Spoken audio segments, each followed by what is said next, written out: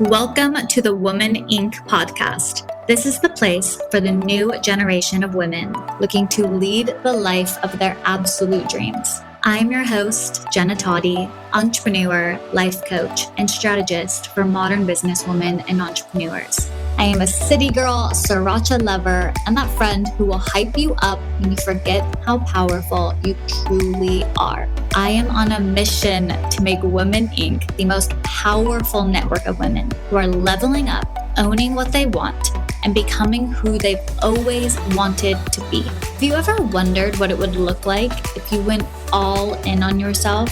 No turning back. If so, you are in the right place, my girl. Let's get started. Hello, my beautiful Woman Inc. listeners. This week's episode is extra special to me. It is the first time I have interviewed two founders at once. I loved this episode. They complement each other so well, and I can't wait for you guys to hear this. So they have a bio that I could read for a very long time. Their list of credentials is absolutely insane, over the top, amazing. They are just such impressive, powerful women. So I'm going to read off everything, and I just want you to know that this is only about 1/3 of what I could read, but it would take the entire episode. So definitely follow them, follow their careers. They are both so inspiring and both have so much wisdom to bring. Larivee and Dr. Shari Auth are the co-founders of Within, the first omni-channel brand for holistic healing rooted in traditional Chinese medicine. Within offers at-home healing through acupuncture tools, organic herbal supplements, ancient beauty tools, and more. They also do in-person healing at their acupuncture retail studio in Flatiron NYC's Wellness Hub. Michelle has a Bachelor's of Science from Georgetown University School of Foreign Service, an MBA from the Wharton School, and an MA from the University of Pennsylvania. No big deal. Just 3 Ivy Leagues and one person. She has spoken on numerous panels and conferences and was featured in Inc. magazine's 100 Women Building America's Most Ambitious Businesses in 2019. Chinese medicine was Michelle's saving grace after a devastating ski accident left her with chronic pain. She believes in sharing natural solutions for pain, stress, and other ailments with the masses. We all know New York City, any city, we need this. Dr. Shari, on the other hand, is a doctor of Chinese medicine, licensed acupuncturist, and board-certified herbalist with decades of experience treating patients globally. While her credentials speak for themselves, her roster of celebrity clients like Olivia Wilde, Yoko Ono, and Sting speak to the profound impact of her unique and heartfelt approach to healing. You can just feel it when you talk to her. Dr. Shari is the mastermind behind Within's treatment method and herbal blends. She's devoted her life to helping people live happier, fuller lives. You can find Within on Instagram at WTHN, and make sure to stop into their wellness studio if you are in New York. It is holy heaven. Now, let's get over to my conversation with Dr. Shari and Michelle. So first, I am such a huge fan because my dad actually was into acupuncture like from the time as long as I can remember. I had like Chinese herbs all over my house, and he had cupping marks all over his back. And my friends are like, what is happening at your house? So I've been really interested in this world for so long. And I know now it's becoming so much more popular, but maybe we'll start with you, Dr. Jory. Can you kind of give us your background of how you first got into this world? Sure. I was always really into ancient traditions and really interested in helping people. My father's more in Western medicine. Originally, I thought, well, maybe I'll be like a shrink or something like that. But I learned how to really just study mind-body practices. So I studied all over the world, studied in China and Thailand and India and Peru and Japan, and really just dedicated my life to doing healing work.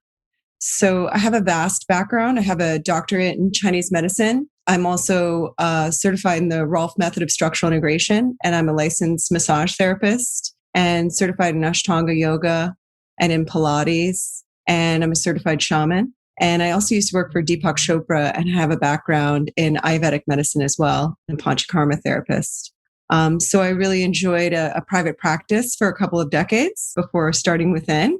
And Within is really my dream. It's making Chinese medicine more accessible. So acupuncture and Chinese herbs, and it's bringing it to a larger audience and really demystifying how these systems work. I love it. You have such an incredible background. And when did you know that that is what you wanted to do? Do you feel like it was a calling from early on? I definitely feel like it was a calling from early on. Yeah. Yeah.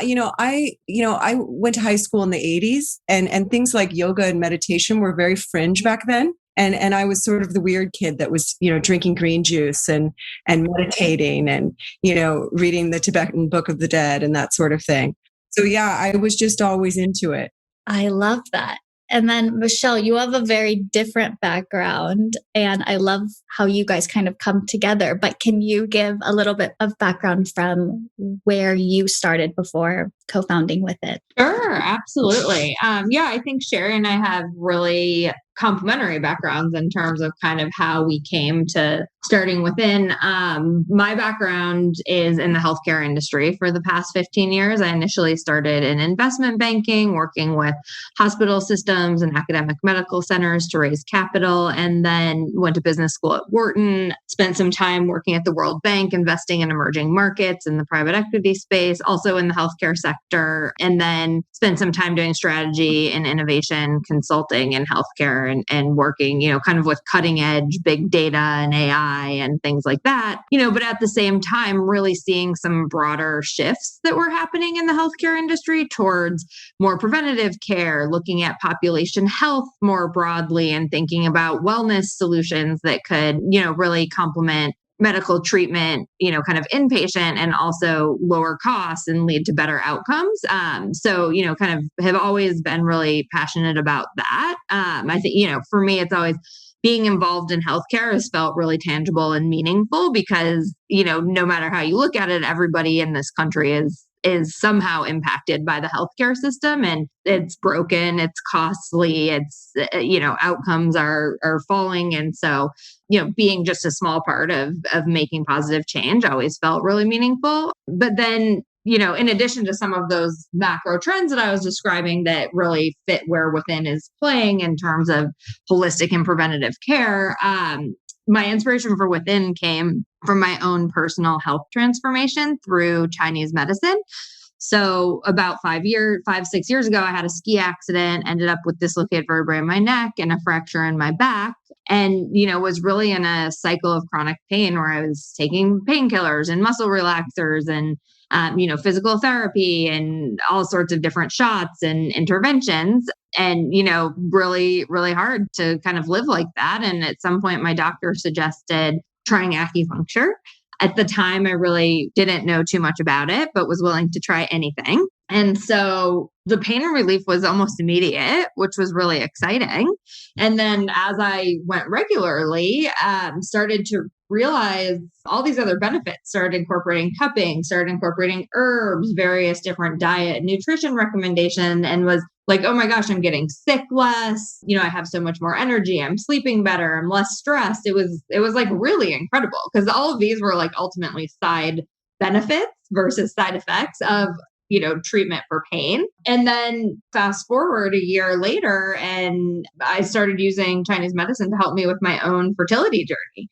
And so, was able to get pregnant, kind of deal with some hormonal balance issues, and then successfully get pregnant, have a healthy pregnancy with my first kid. And so, as I'm thinking through all of this, like it's fundamentally life transformative. And I was feeling also very much empowered about my own health. I felt like, wow, I have a toolkit that's available to me. I don't have to just kind of take, whatever illness comes my way or, be stressed all the time. And so, kind of thinking through that. And then I would say as a consumer of modern wellness services in New York, whether it was Drybar or SoulCycle, felt that my own experience with Chinese medicine itself could be more accessible, kind of in line with the modern expectations of services I was just describing. So I would say from that perspective, it was also becoming expensive.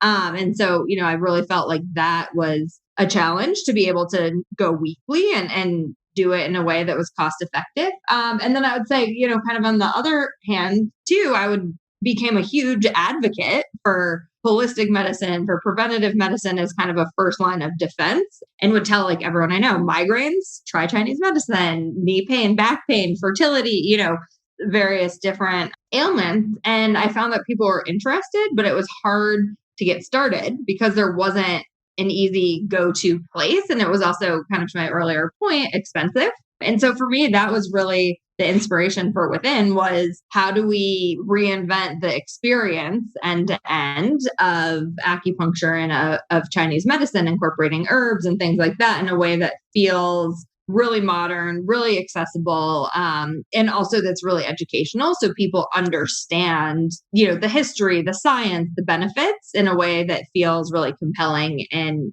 easy for people to understand why it's relevant for them. I love it. And you really have done that. I feel like you guys have made this world that was kind of like, unless you happen to know a doctor that your friend recommended you to, it was not this like known branded business. And you guys have really put that kind of branding behind it, which I love. And I think it's so smart. So was the first doctor then, or acupuncturist you went to then Shari?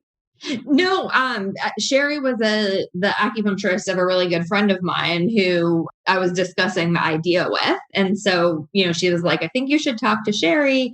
And so we met and totally like were on the same page from day one in terms of like what the vision was and what the possibilities were. And so we, just started batting around a business plan together in terms of what that could look like. And the rest is history. I love it. And Shari, for you, were you like, I'm already in my own world. I kind of, have my own practice going. Was it a difficult decision for you to bring on a co-founder and build this business? Or did it kind of just make sense from the beginning? It was the right fit. It felt really right. And I would say, I felt like with doing something like Within, I would have the ability to have more impact. As a solo practitioner, I can only see so many people. But this is a way to increase that number. So you guys decide, let's do this. Let's go in and co-found this business. Physical locations are, of course, a big risk. You're taking on just a lot of what ifs. How did you guys kind of overcome that fear of like, is this going to work? How do we take on this risk? How did you guys think through that process in the early days? Sure. I think the question of, is this going to work, is funny because we just always were like so confident that this was going to work. And I think we were both aligned in that sense. And of course there are days when like, you're stressed and like there, it's a huge process. And I felt like we were really good at like making sure that we kept the other one afloat and elevated and in the right mindset on if the other one was kind of down a little bit. But yeah, I think in terms of just knowing how powerful and transformative Chinese medicine could be and kind of knowing the types of issues that people are facing in, an era of increased stress and anxiety and chronic pain and all these things, we just felt like very confident that we have solution that people need. And then as it relates to kind of the overall business and kind of to your earlier point of like, what was it like to just like take the leap and do this? I think one thing that I felt really strongly about is that you don't have to just dive in from day one. There's always, a minimum viable product. There's always a mini version or a beta version that you can do to test. And then like each step of the way, you feel more confident. And so we did a number of things, pop-ups and different focus groups with consumers and different types of market research as we were going along before either of us, like fully left our past careers, Shari's private practice, my finance and consulting career to really dive in. So that built our confidence along the way. And that was just something that had been instilled in me through business school and through friends that I've seen go through the entrepreneurial process.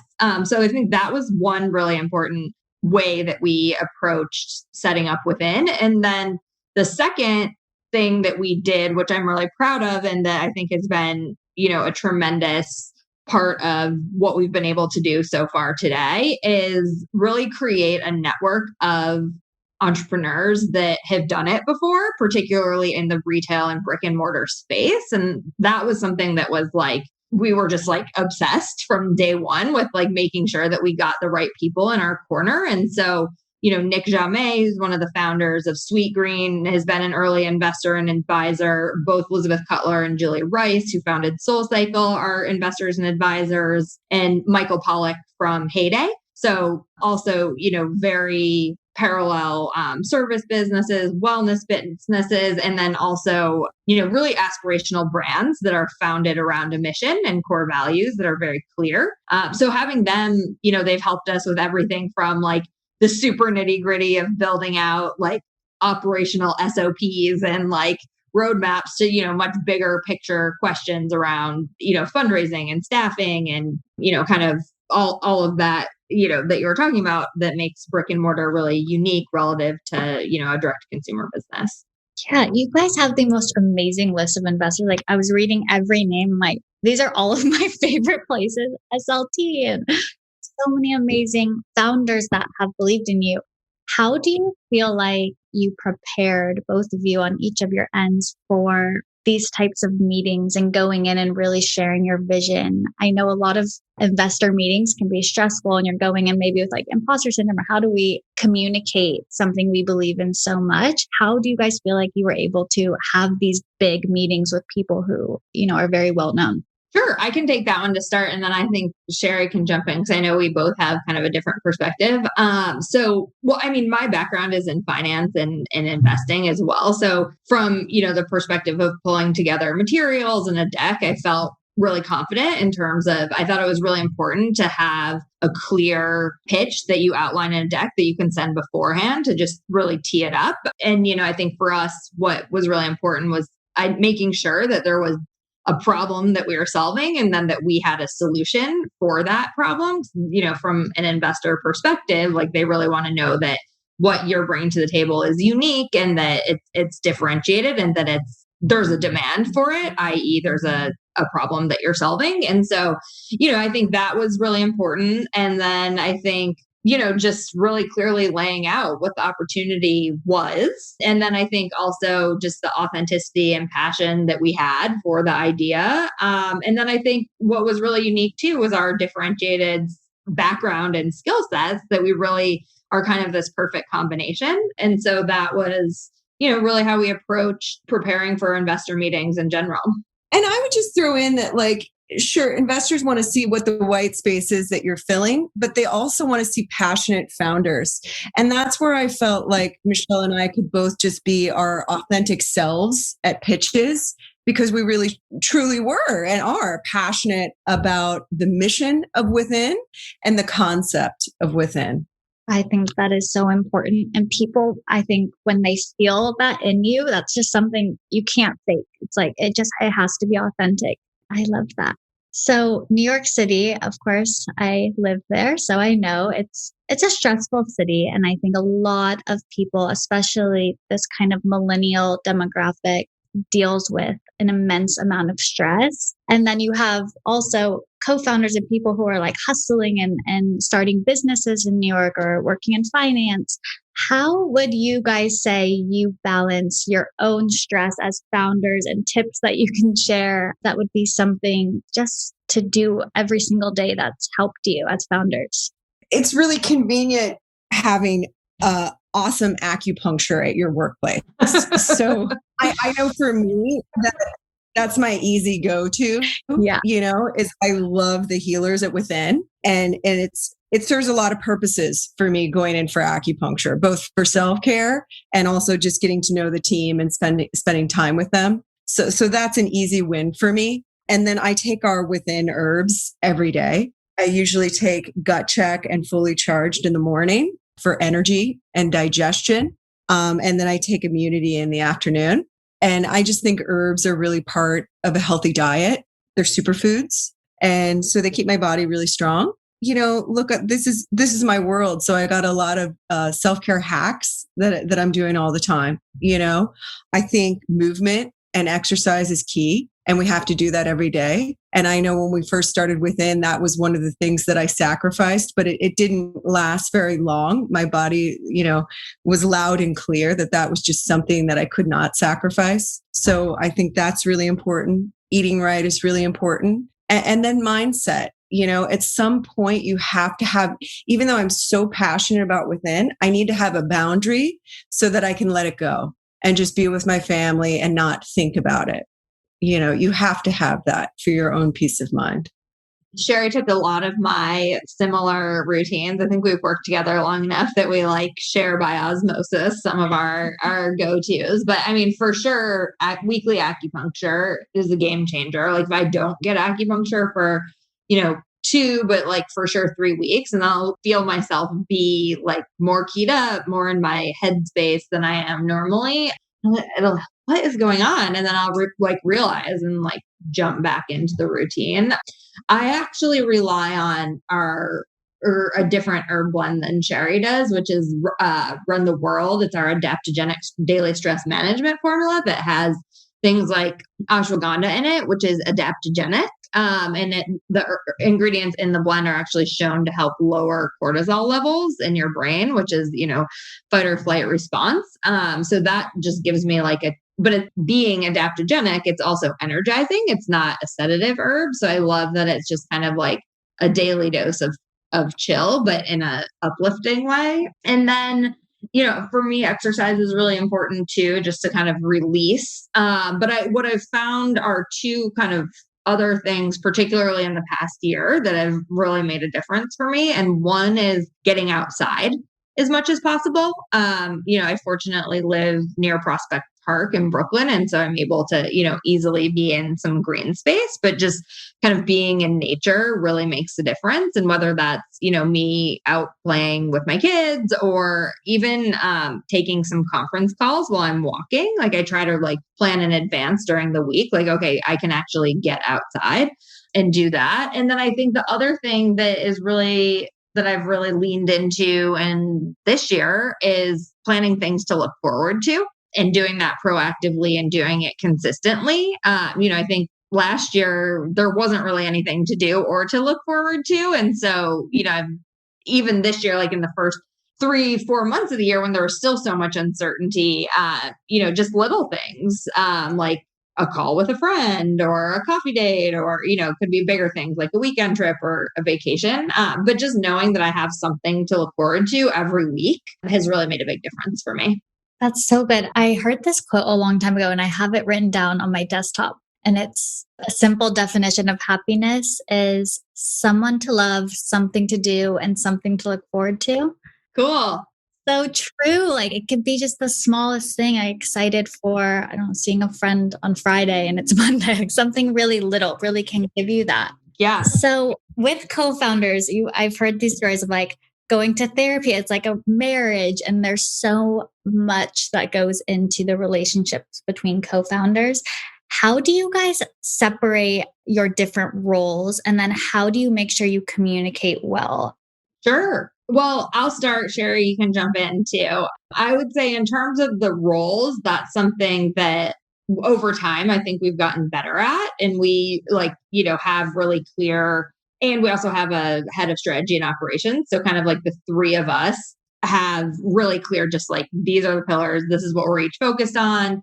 And we kind of lay it out at the beginning of the year, but then are in touch on it, monthly, if not more often than that. And then for sure quarterly as we're setting goals that each of us want to achieve within those pillars, and just having a clear roadmap almost that's written out and reviewed and agreed to, I think really just makes it obvious and makes it, clear, which is great. And I think, we can sift through any area. There's a lot of collaboration, obviously, too. And so we also try to say this is who's an owner versus this is who's an influencer. Because you'll still have a lot of input, but you won't, you don't necessarily have the final say. So trying to make those distinctions as well.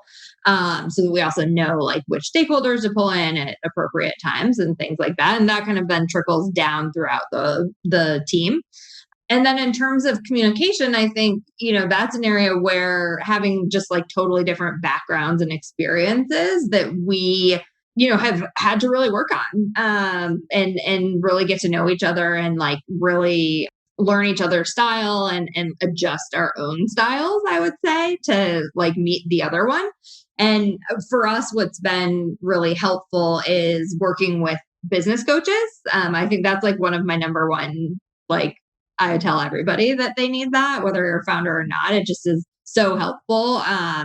It gives you kind of the ability to get outside your own head and get objective feedback and to just like work through any difficult issues. And in terms of communication, we do like communications profiles where we like, really dive deep into like how we as an individual communicate and then look at where there are similarities and differences, and have learned to acknowledge the other person's style of communicating, and the way that they show up. So I think for me, that's been really helpful. Yeah. And I just want to add, with the roles, when you're doing a startup, I just think it's just par for the course that you're going to be be wearing so many hats at once, and some of them are not things you necessarily want to do or things that is your skill set and your background, but you just have to pitch in and do it. And now that we're becoming a bigger company, our roles are getting more defined and where they should be. But in the beginning, you're just spinning plates. You're doing every job. Very true. Yes. So true. And I love the influencer versus owner. That's so good. If I ever have a co-founder, I'm going to definitely use that. So within hiring, you guys, I know, have, I think, 3 years that you require acupuncturists to train, and they have to have like extensive, I forget what the background is exactly, but they need to have a master's or a doctorate in Chinese medicine. So it's either a 3-year or 5-year program. Okay, amazing. So within hiring, and I guess for your executive team as well, what is something that you guys really look for, or something that's really important for you when bringing someone onto your team? I really look for the spirit of a healer, somebody who got into it. I ask why they got into it. And like, I'm looking for an intriguing story. I'm looking for passion. I'm looking for empathy and ability to connect. All the things that they can't teach you in school. And just to add on the corporate side, we have core values that, we are always thinking about, which we also look to see reflected in hiring. And I think, the number first, or one of the things that stands out to me as kind of like a number one value, particularly like as a startup, is teamwork. And for us, that's really about, to Shari's point earlier, like you have to be willing to pitch in. So it's like, even though you might have, like everybody has to do different things that might not fit squarely in their job description at any time. So no job is too big or small kind of mentality. And then I think, to Shari's point around, the spirit and, we're an organization that's dedicated to helping people thrive and feel good. And so that same kind of warmth and empathy and compassion, we look for throughout the organization as well. Yeah, I love it. Shari, this question is really just for me to understand, because I love Deepak Chopra. From working with him, what would you say is something that you really learned in that relationship that you've brought into being now a co-founder of Within? Well, Ayurvedic medicine is actually older than Chinese medicine. So Ayurvedic medicine is the oldest medicinal system on the planet. It's from India. And it's a really beautiful system of medicine. And sometimes when I'm working with a client, there'll be little things from Ayurvedic medicine that I'll pull out of my toolbox that work best with that person. So I would say what I got out of that was really how, my dad had this expression. He said, when the only tool in your box is a hammer, everything looks like a nail. And I think because of that, I really wanted to have a lot of different tools so that I could bring into my practice to use to treat people. Yeah, that's beautiful. You guys are still kind of a pretty new company, right? 2019, is that when you started? Yeah, that was our first year. Okay. So you've accomplished so much in such a short period of time. What is the next goal or something that you're most excited about when growing Within? Yeah, I mean, I think we have I think we have a lot of things that are really exciting that are coming up. I mean, first and foremost, I'd say like still like to this day, and I think always and forever, the thing that is like most exciting is just being able to impact people's health in a positive way. And so, from the first day that we opened our first studio in Flatiron and were able to, I remember actually someone came in on our first day that was like one of our first 5 members, and she had been in a car accident the day before and like had read about us through press, came in, she couldn't walk because she had had some kind of a surgery on her knee and all of this stuff. And then, over the first like 3-4 weeks of being open, we were able to help her like walk again. And now she's like thriving and totally back to normal, but still a member and has become a friend.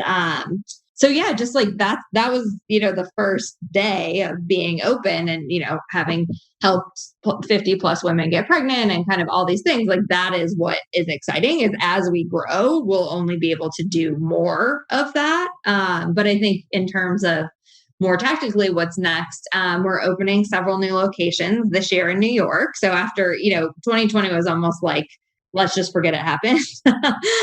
Year. Although we did, make some exciting progress from an e-commerce and wholesale perspective while we were closed, and kind of refocusing and launching some new products in the acupressure space, like an acupressure mat. But yeah, this year we're back to growth from a brick and mortar perspective, which is really exciting. And then expanding our line of herbal medicine as well this year has been great. And we've got some other, kind of exciting initiatives around sustainability, which has always been important to us, coming up as well. So stay tuned.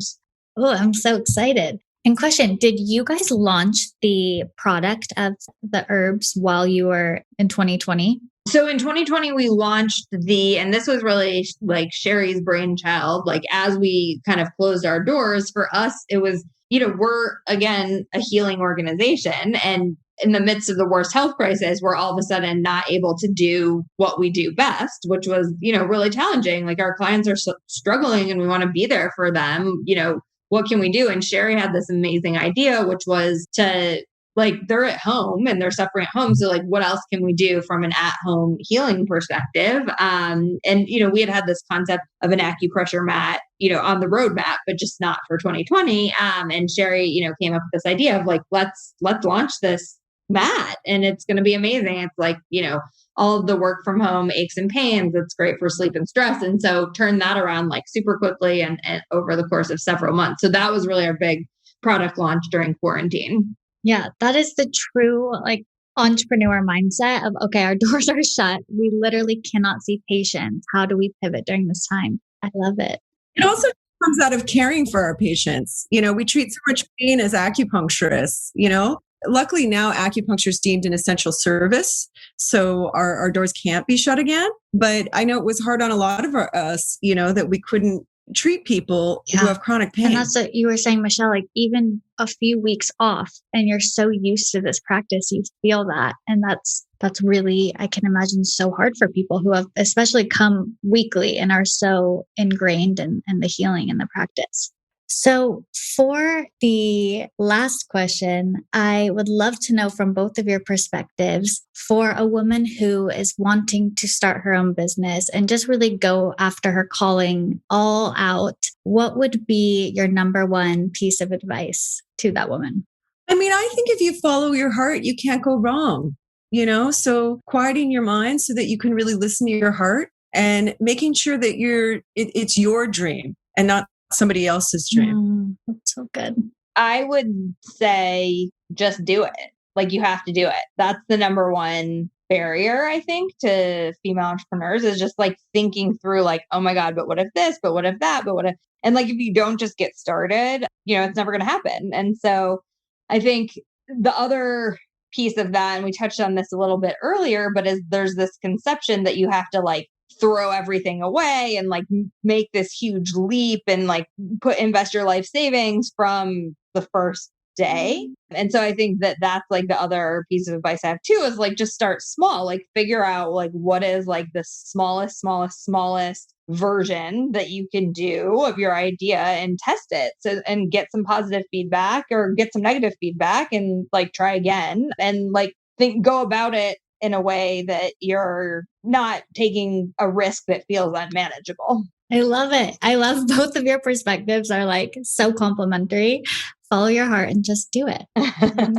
Thank you both so much. I have been so looking forward to this interview, and it's been so amazing to hear both of your perspectives. And I know this will help so many of our listeners. So I'm so honored to have you both. Thank you. Thank you so much for having us. Thanks, Jenna. And we'd love to have you into the studio soon. Yes. I'm telling you, last time I was there, it was life-changing. I told so many people because I had the future self meditation and I was just like so zenned out. So I would love to come for acupuncture. Perfect. Thank you. Thank you, guys. Sounds great. Take care. Have a beautiful day. Bye.